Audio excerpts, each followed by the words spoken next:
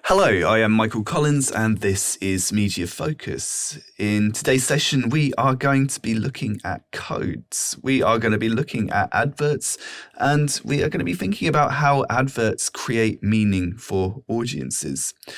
Just right here at the start of this session, I just wanted to draw your attention to the A-Level Media Studies blog, which can be found at lr-media.blogspot.com. For today's session, we're going to be using this post here, which was published on Tuesday, the 6th of October, 2020. As we can see at the time of recording, I've already done this session with one class, and we can see that P-Block have completed their analysis as a class for this Maybelline advert. And you guys listening to this recording, you are going to complete an analysis for this advert here, another Maybelline, in this case, lipstick advert. So while we're also on the blog as well, I'd just also like to point out that you can find absolutely every PowerPoint over the whole of the 2 years of this course. And currently we're right at the very, very beginning of this course.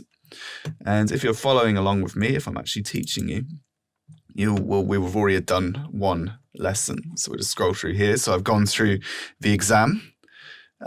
We have had a little introduction to advertising and exactly what it does. We've also introduced Roland Barthes. We've looked at this classic example of a tree as a classic example of a signifier/signified relationship. We looked at the significations of the term open, whether it might mean an open person or the start of a lesson. Open your books, everybody, please. Thank you. An open shop, which basically says, come in and touch everything, please. We also looked at an analysis of haircuts as well. And scroll through here. And we kind of concluded just before the final bit that media studies is essentially, let me just open this in Google Slides actually, just so I can actually maximize the screen. So we kind of concluded that media studies is basically identifying an element of media language and saying what it means. So this is all media studies really is. So we might identify, for example, the mise en scène suggests that, and that's it. We might say, for example, the low-key lighting connotes themes of depression and anxiety for the target audience. This is further reinforced by the rundown and desolate mise en scène, which constructs a sense of danger and aggression. And as long as you're actually drawing specific attention to things that you've seen, and as long as you're pointing out what it means that you are getting marks in the exam. And that's something which is really, really important. So let's just go present this. Fantastic. Good. And then I got you to analyze some adverts, and then we analyzed one as a group, and this is up on the blog. These adverts are a little bit unfamiliar to you guys because I did something slightly different with you guys. So on to today's session, and the title of today's session is Codes. So what I'd like you all to do right now, and you can pause the video right now, I would like you to open your blog. And I would like you to start a new post. And I would like you to call this post Codes. Okay, so pause this video, open your blog, start a new post, and call this video Codes. Okay, as I go through this presentation, I would like you to make notes on exactly what I'm saying. Not exactly, you don't need to write down word for word, but if you don't make these notes, then the issue is that when you get to the exam, you're not actually going to remember this video. You're not actually going to remember this lesson. You're going to remember very, very little. So let's start off with this term codes. Well, what does the term codes mean outside of media studies? Well, a code can be computer code. So sometimes we talk about coding. For example, we might code a program or we might code a video game. And this is basically where a programmer will make a video game. We might also talk about a secret code where someone has changed letters around to create a message that only someone who knows how to decode it can read. So in this case, the coder is creating a secret message. So codes, exactly the same in media studies as in real life. Codes are a way of creating media, using media language to create meaning for the audience. So when we refer to codes in media studies, this could be absolutely anything you see or hear. So an extreme close-up, that's a code. An extreme long shot, that's a code. The mise-en-scène of graffiti on a concrete wall is a code. And what could it mean? Well, an extreme long shot might mean isolation and depression. An extreme close-up might mean discomfort, or it might also mean excitement. And the mise-en-scène of graffiti on an old and battered wall might mean crime, poverty, deprivation, edginess. It really, really depends on the context of the code. Now, last session, we looked at this dude, Roland Barthes. So Roland Barthes is a French semiotician. And semiotics is essentially the study of meaning. So what Roland Barthes was very, very much interested in was how media products create meaning for their audiences. So we looked at signs and we looked at signifiers, and this idea that there is a deeper meaning within media products. So let's just flick back to now. Now, obviously, I say obviously, this isn't obvious at all. We looked at haircuts, and we looked at punk haircuts, and we looked at the jarhead guy. Again, just go back here. Sorry, I'm flicking backwards and forwards very, very quickly. This guy, well, when I did this session with you guys, with my students, a lot of you were saying, yeah, he's a thug, he's a criminal, he's a murderer. And not only is this fairly judgmental, which is kind of fair enough, we all jump to conclusions when we view media products. It also kind of depends on what context we come from. This guy's got a very classic American military haircut, what we sometimes refer to as a jarhead. So actually, in some contexts, this guy's haircut might actually represent discipline, it might represent safety, it might represent patriotism for the American state. So one thing that we do need to consider is that codes completely depend on how we as the audience interpret them. So obviously this makes the study of meaning extremely hard. And why should we even bother? We might as well just say, okay, the red rose means love, but actually it can mean absolutely anything to anyone who watches it. So, who cares? So what Roland Barthes did was he came up with a number of different codes in order to help us to work out meaning in media products. So the first code that we're going to look at, and I'm going to go through these and I want you to make notes on these. The first code we're going to look at is known as the hermeneutic code. And this is also known as an enigma code. And essentially, even though this sounds quite tricky, this sounds quite difficult, if we understand that hermeneutics in Greek is essentially meaning, okay? So that's essentially what this means. And the hermeneutic code is anything within a media product which creates mystery or creates suspense or simply asks a question. So what I would like you to do right now is I want you to jot this down, hermeneutic code. I want you to pause this video and I want you to think of 3 different ways in which a media producer can create mystery or suspense by using media language. For example, shot types, camera angles, color, and lighting. So you have 30 seconds, a minute. Can you pause the video now and do that?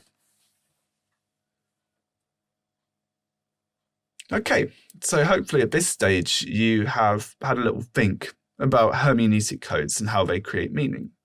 So anything can be a hermeneutic code. So for example, low-key lighting. This is another way essentially of saying dark lighting, and it doesn't really mean anything. Dark lighting is either light or it's dark, okay? However, if there is not much light in a media product, we can call this low-key lighting. And if we enter a scene in a film, let's just say James Bond, he's just entered an abandoned warehouse. and the lighting is low key. And this suggests to the audience, potentially, that something is lurking in the shadows. What's going to happen to him? Is he going to get shot? Is he going to die? Well, no, because he's James Bond and he always lives. But this will suggest to the audience that something is going to happen. And this could be further reinforced by another hermeneutic code, which is the soundtrack. Maybe there is some dark and depressing music going over the top of the soundtrack, this or something like that. And again, this will reinforce to the audience that something dark, depressing is about to happen, okay? But we don't actually know what it is. It's a mystery. Who is out there? Who's out there in the background? We don't know. Another excellent hermeneutic code is often used in mystery novels and detective shows. And it is where the detective comes upon the body of someone with a knife in their back. So the mise en scène of a knife in the back. And this instantly means that as an audience, we're asking, who did that? Who murdered this guy? And why did they do it? And we're asking all kinds of questions. So hermeneutic codes can create mystery and suspense, but they can also create, just ask simple questions. It doesn't need to actually be related to murder and death and things like that. So, and we're going to look at a specific example. Well, for example, if we think about the brand Maybelline, the slogan for the cosmetics brand Maybelline is, maybe she's born with it, maybe it's Maybelline. This is also a hermeneutic code because it's basically asking the audience, well, is she born with it? Is she beautiful already? Or has she just cheated her way into being beautiful by wearing Maybelline makeup? And we'll have a little look at that in a while when we start looking at the Maybelline advert. Now, Roland Barthes came up with, well, at least off the top of my head, 7 different codes. We're only going to be looking at 3 today. And these are the 3 most important ones. And the next one is proeretic code. And we sometimes call this action codes as well. And this is even more straightforward than a hermeneutic code. So a proeretic code is absolutely anything we see in a media product which might suggest that something is going to happen. So, for example, if anybody ever cracks their knuckles like that, you might have just heard me cracking my knuckles, that might suggest that somebody is about to have their head punched in. Okay, so if it's a bar fight or something like that, someone spills someone's pint, they go, right, and they crack their knuckles. And that simple gesture will indicate to the audience that potentially there's going to be violence. Another very straightforward action code or proeretic code often occurs in action films. If we ever see somebody pulling a gun out of their pocket, well, what does that mean? It means probably that someone's about to be shot. So, and it might be good right now if you could pause this video again. Just think of a few other proeretic codes. So things which suggest that something is about to happen. Good, excellent. And, another couple of examples of proeretic codes might be an extreme close-up. So if we have an extreme close-up on someone's eye, for example, this might suggest that they're about to do something. And obviously, this is going to completely depend on the context. We don't actually know what they're going to do at this stage. So it's very possible to have something which is both a proeretic code and a hermeneutic code. Finally, and we're going to skip over all the other codes. Finally, let's think about symbolic codes. These are kind of the most straightforward code of all because you probably already covered these in other subjects, like, for example, GCSE English. So a symbolic code is something within a media product which creates a deeper meaning for the audience. Okay? So, for example, let's just think, okay, so a very classic example of symbolism is a red rose. And again, I would like you to pause this video, 30 seconds. I want you to think of 3 different symbolic contexts for a red rose. What does a red rose mean? So pause, go. Okay, so a red rose can be symbolic of love. It can be symbolic of sex. It can be symbolic of purity and innocence. It can also be symbolic, and this gets a little bit depressing, of youth being fleeting, and this idea that we are all one day going to die. So sorry, that's a little bit depressing, and it really, really depends on the context that we see this red rose. And again, like, we need to consider that in different cultures, different symbols mean different things. So, for example, if you watch a lot of Japanese animation, for example, you'll often see that if a gay character appears on screen, they might be holding a red rose or have red roses flying around in the background. The Japanese for rose is bara, and this is sometimes used as a shortcut for suggesting that a character is gay. We don't really have that symbolism here in the UK. A rose is symbolic of love, is symbolic of sex. If you give somebody a red rose, then you're making a very big declaration. So it's really important to consider that symbolism can change depending on culture. So what we've been doing so far is we have been doing something called textual analysis. And textual analysis refers to studying a media product and suggesting ways that the media language creates meaning for the audience. Okay, and this is something which is really, really important to media studies. This is something that we will be doing time and time again. So when we say something like the red rose functions as a symbolic code, or the low-key lighting functions as a proeretic code, or the knife in the back of the murdered victim functions as a hermeneutic code, these are all examples of textual analysis, and these are all examples of you picking out meaning from a media product. But are you always going to be able to pick out exactly what the author intended? Now, this is a really, really important point in media studies, because we're often not really going to actually know what it is that the author actually wanted to say. Like, as I just said, like in Japanese cartoons, sometimes roses flying around can actually mean the character is gay, but actually it doesn't really matter so much. We can still get that the rose is symbolic of love as well. So in A-level media studies, you need to get used to blagging it.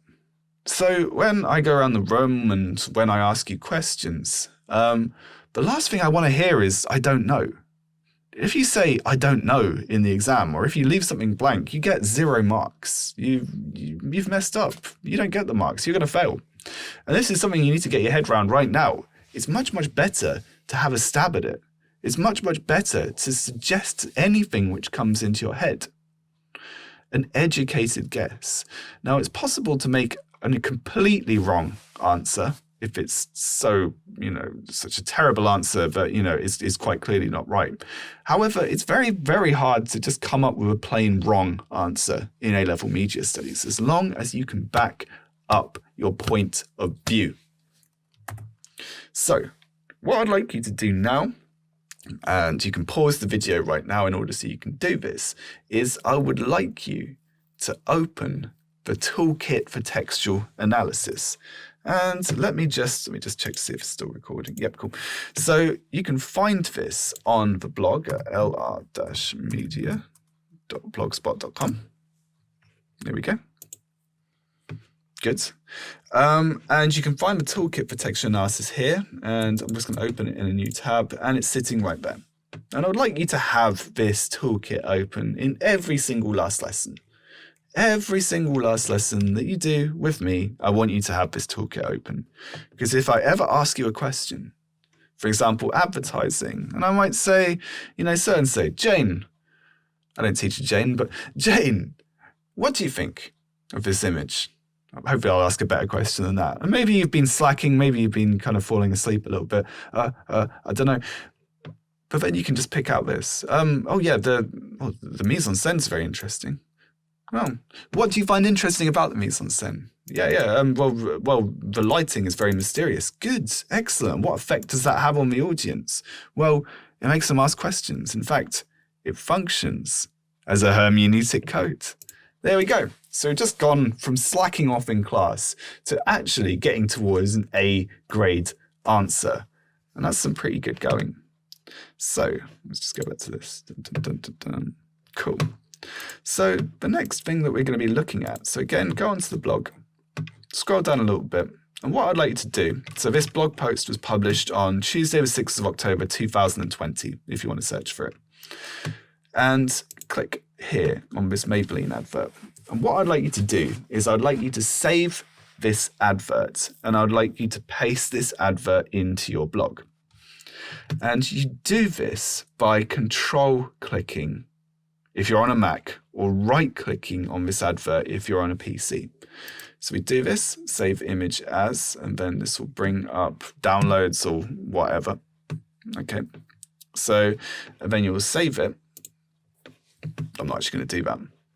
Then you start a new blog post, and then you click on, I'm not actually going to do this, then you just click on the little symbol of a picture at the top of your blog post, and you'll be able to insert this image. And this will mean that you'll have this image in full HD quality, which will allow you to analyze this image. So what I would like you to do right now, and I want you to spend at least 10 minutes doing this right now, okay? And you have access to the textual analysis toolkit. I want you to pick out every single last meaning of this advert. Okay, every single last meaning. So this might include mise en scène. This might also include the shot type. This might also include the lexis. Now, what is lexis? Because this is something which is on this, well, it's not actually on here at all, but it's something I want to talk about. So lexis is Lexis, and lexis refers to the choice of language. Okay, so, and you need to think, passion, I'm all about it. Well, why have they picked that specific line? We just talked about the slogan, maybe she's born with it, maybe it's Maybelline, but actually this advert has changed it to make it happen. Why? Maybelline, New York. Well, the city in which this is manufactured, I don't even know if this is actually made in New York, but it has the word New York on the bottom there. Why? Why mention New York? If this is made in Great Yarmouth, would it say Great Yarmouth on the bottom? No, that would be silly. But why? Passionate reds, truly sensational. What meaning is being constructed here? So I want you to spend at least 10 minutes on this. In fact, let's make this 15 minutes. Let's really, really go to town, bullet point after bullet point. If you want an example of what your notes should look like, well, check out the notes that P-Block made for this Maybelline Lash Stylist Mascara advert. And you can do some bullet points on this one here. So you can check out the kind of thing that they've been doing. So I would like you to spend the next 15 minutes analyzing this advert. So you're going to need to pause this video and you're going to need to analyze. Okay?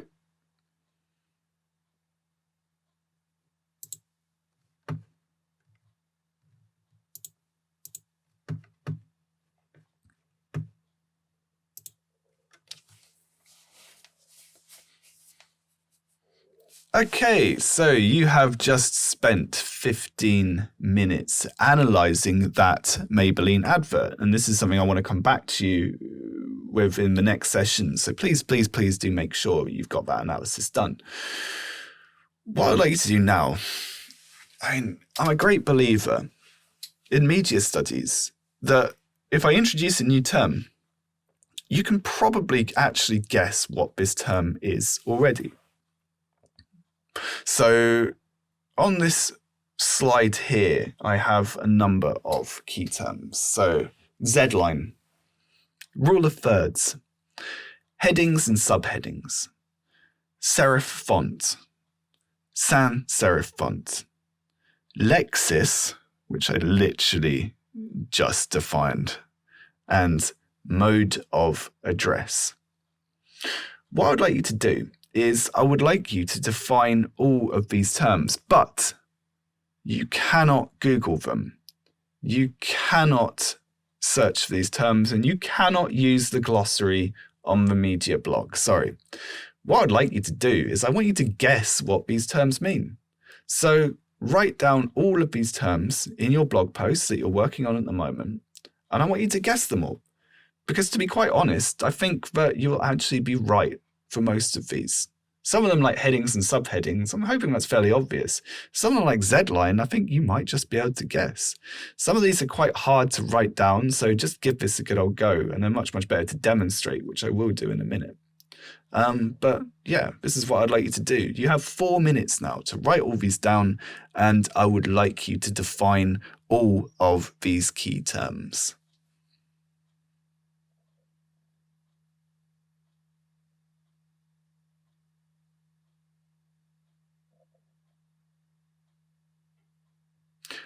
Okay, so at this stage, you will have had a little guess on all of these key terms. Maybe you cheated, maybe you looked things up on Google, I don't know, I'm not going to judge you, okay? But however, I'd rather you just guess them, because I think you probably will know these terms already. So let's start off with Zline, or if you're American, Zline. So the Z-line is, and this is quite hard to actually write down, the Z-line is this idea, this theory, that when we are looking at a media product, our eyes, first of all, go from left to right, and then they will move down the page from right to left, and then finally, once more, they'll finish up from going from left to right again. So we sometimes refer to this as the Z-line rule. So how does this work? Let's look at an example of this. So it's kind of interesting doing the Z-line and then just plonking it onto a random advert to then just see if this works. So this is not the advert that you've just been studying, but it works. It's cool. So we start off in the top left of the image. And before we know anything about the product, the first thing we see is the model's eyes. This is roughly where we first start off. So we see eyes. We may also notice, depending on our interests or our upbringing or our culture or whatever, that she has particularly large eyelashes as well. We move from left to right, and what is the next thing that we see? Well, we see the mise en scène of the mascara stick. So what essentially has happened here is a process known as anchorage. Anchorage is where a meaning is weighed down in a media product through media language. So, for example, mise en scène, lexis, lighting, like whatever. So, we start off with a hermeneutic code. Well, how does she get those large eyelashes? And this hermeneutic code is instantly answered with a proeretic code, the mascara, which is being shoved into her eye by this weird hand, which, if you think about it, actually shouldn't really be there. If you try and actually lift your arm up to this position, it's probably actually going to hurt. But yeah, that's exactly what she is doing. So we move across to the right, and we're skipping out on quite a lot here. The next thing we see is the actual makeup itself, lash stylist. And we look at that for just a second, and then our eyes kind of flick over this text. We're not really looking at this text. We kind of ping down. We see the words, the large words here, lash stylist. Okay, so now we've seen the phrase lash stylist twice. We know what this product is. We ping down from right to left, and then we see the mise en scène of the lips. And this also functions as a symbolic code as well. The lip gloss, the fact that the mouth is slightly open, and maybe this is also reinforced by the fact that she is also looking at the audience. This has symbolic connotations of romance, of sexuality, which is interesting because this is an advert which is targeting predominantly heterosexual women. But this is something that we're going to think about in future lessons. And as we move from right to left, we then end up with the brand name, Maybelline, which is absolutely huge and goes across the whole of the bottom of this image. So the Z-line rule basically means that we've seen the main important points, and this is how this advert has been structured. Not every advert is structured like this, but in general, a vast majority of advertising campaigns, print advertising campaigns, are based around this idea of the Z-line rule. This also applies to art, to photography as well, and it's a concept you can just see again and again and again once you know that it exists. The next topic, the next concept was the rule of thirds. And this is something which is really, really hard to write down. So I'm just basically going to show you this example. The rule of thirds is this idea that our brains work based on the number 3. So that essentially the things look much, much better if they're divided into 3 chunks. So if we have a look at this lighthouse on the right there, for example, we can see that actually once we put a grid over the top of it, 2/3 of the image are completely blank. And if we take a look back at this advert here, well, okay, we could basically roughly say, if we kind of say her head ends here, well, 2/3 of the image are not her head. Now, she looks absolutely huge, like in this. Like this is a close-up shot, which demonstrates, her importance. However, the rule of thirds, everything is neatly cut into 3 sections. And sometimes we can also use these lines to also balance images as well. So this image of the athlete here, we can see that this line is going directly down her spine, and another line is going across her thigh there, which really demonstrates her power. But also, roughly 2/3 of the image are completely blank as well, without information that we actually need to pay attention to. So this is something you need to consider for your textual analysis, but it's also something you should be considering for when you make your own media products as well. Next key term is headings and subheadings. I kind of hope you already know what a heading and a subheading is. So if we think of the term submarine, subway, it's something which is under something. So a heading will be text. If we go back to this one, in this case, style your lashes is a heading. It's nice and big, but under that we have the subheading up to a 65% lift, a boldly thickened look. And we can see that the heading is much more bold, it's much more straightforward. Style your lashes. But then the subheading actually has more detail there, so up to a 65% lift. And the reason for this is actually most people aren't going to read the smaller text. They're not actually going to read the subheadings. Most people are going to see new lash stylist mascara, the heading, and then that will be all the information they need. Everything else is kind of just gravy. However, if we do dig through this advert, then we will see there is actually a significant amount of information in here, or it's kind of just saying exactly the same thing over and over again. Oh, serif and sans serif font. Well, the only way to really do this is just to show you. So serif font is font which has these little flicks on the side of it. And that is serif font. And sans serif font, if we think in French, sans means without. So sans soleil means without sun, for example. I am sans, I am serif. So if it doesn't have that flicky bit, it means it's sans serif. If it does have that flicky bit, it means it's serif. Well, who cares if writing has a flicky bit on it or not? Well, we care, because this flicky bit is symbolic. What does it symbolize? What does it suggest? Well, serif font can be symbolic of classiness, of elegance, of a middle-class, wealthy lifestyle.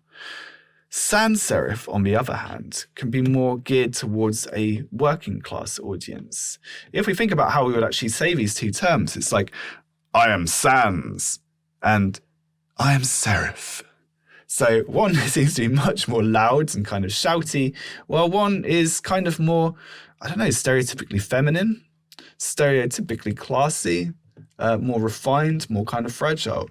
So we can see, even just in terms of the choice of font and typography, we can still get meaning to our target audience. Now, I don't actually have slides for these bits, but lexis is the choice of language. Now let's go back to this Maybelline advert. Well, let's think about this bit here. Up to a 65% lift, a boldly thickened look. Now let's just consider what specific words are being used here. A boldly thickened look. So the term bold here seems to suggest confidence, seems to suggest being an outgoing person, while the term thickened seems to suggest something growing larger, seems to suggest health. So these words have been completely selected, not at random, but they have been selected by the producer in order to create meaning for the audience. So, yeah. And what was the last one? Modes of address. So, modes of address, and this is something that we will look at in more detail. Maybe I've got a slide on it. Nope, I don't. Modes of address is the way in which a media product speaks to its audience.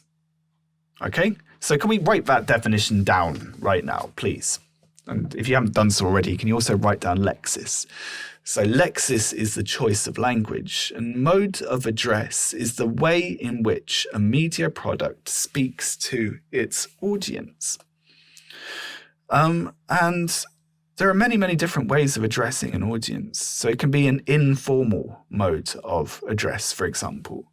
So using slang. So if you ever watch something like, I don't know, like a TV show like Top Boy, for example. Like Top Boy uses loads of very specific slang, which is very specific to black working class, underclass youth in inner city London. Okay, so essentially this TV show is speaking to that target audience, but that's not also to say that 34-year-old white media studies teachers can't also watch this show as well.